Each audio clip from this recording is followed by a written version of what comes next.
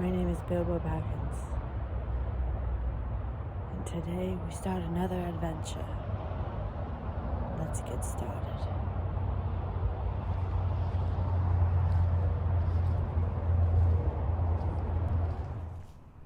Chapter 2, Roast Mutton.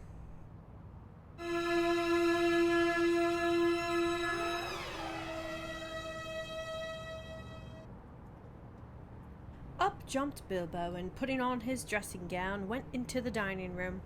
There he saw nobody, but all the signs of a large and hurried breakfast. There was a fearful mess in the room, and piles of unwashed crocks in the kitchen. Nearly every pot and pan he possessed seemed to have been used. The washing up was so dismally real that Bilbo was forced to believe the party of the night before had not been part of his bad dreams, as he had rather hoped. Indeed, he was really relieved after all to think that they had all gone without him, and without bothering to wake him up. But with never a thank you, he thought. And yet, in a way, he could not help feeling just a trifle disappointed. The feeling surprised him. "Don't be a fool, Bilbo Baggins," he said to himself, "thinking of dragons and all that outlandish nonsense at your age." So he put on an apron, lit fires, boiled water, and washed up. Then he had a nice little breakfast in the kitchen before turning out the dining room. By that time the sun was shining and the front door was open, letting in a warm spring breeze.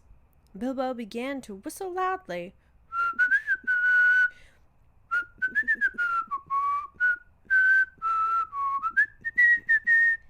And to forget the night before. In fact, he was just sitting down to a nice little second breakfast in the dining room by the open window, when in walked Gandalf. "My dear fellow," said he, "wherever are you going to come? What about an early start? And here you are having breakfast, or whatever you call it, at 10:30? They left you the message because they could not wait." "What message?" said poor Bilbo Baggins, all in a fluster.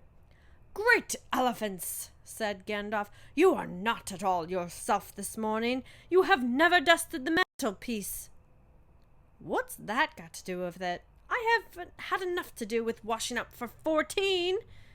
"If you had dusted the mantelpiece, you would have found this just under the clock," said Gandalf, handing Bilbo a note, written, of course, on his own paper. This is what it read. "Thorin and company to Burglar Bilbo greeting. For your hospitality, our sincerest thanks, and for your offer of professional assistance, our grateful acceptance. Terms: cash on delivery, up to not exceeding 1/14 of total profits, if any. All traveling expenses guaranteed in any event.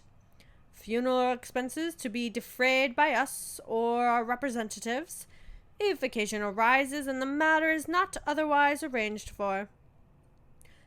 Thinking it unnecessary to disturb your esteemed repose, we have proceeded in advance to make requisite preparations, and shall await your respected person at the Green Dragon Inn, Bywater, at 11 a.m. sharp, trusting that you will be punctual. We have the honor to remain yours deeply, Thorin and company." "That leaves you just 10 minutes. You will have to run," said Gandalf.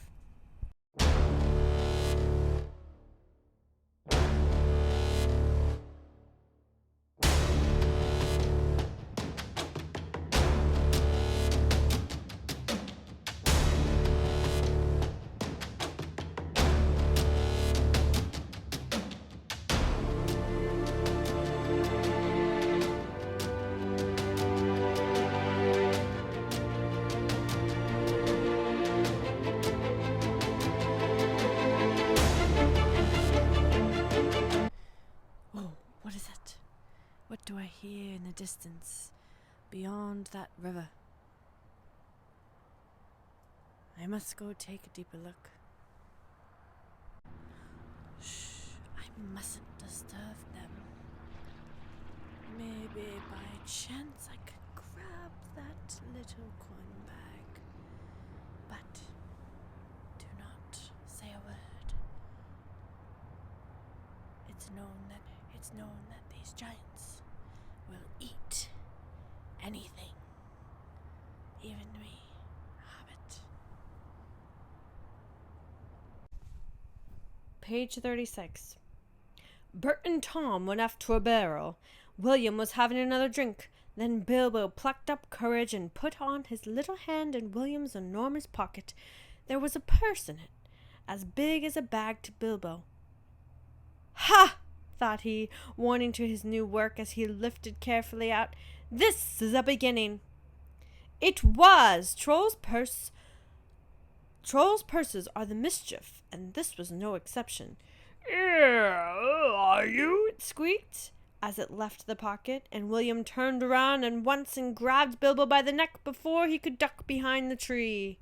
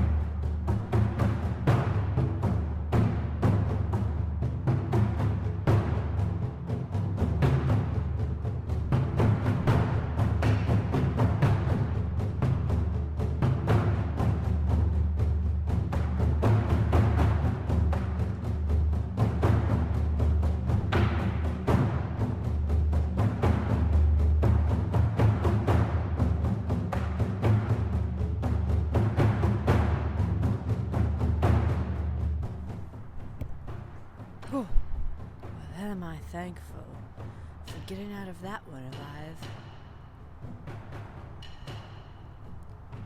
Boy, am I thankful for getting out of that one alive.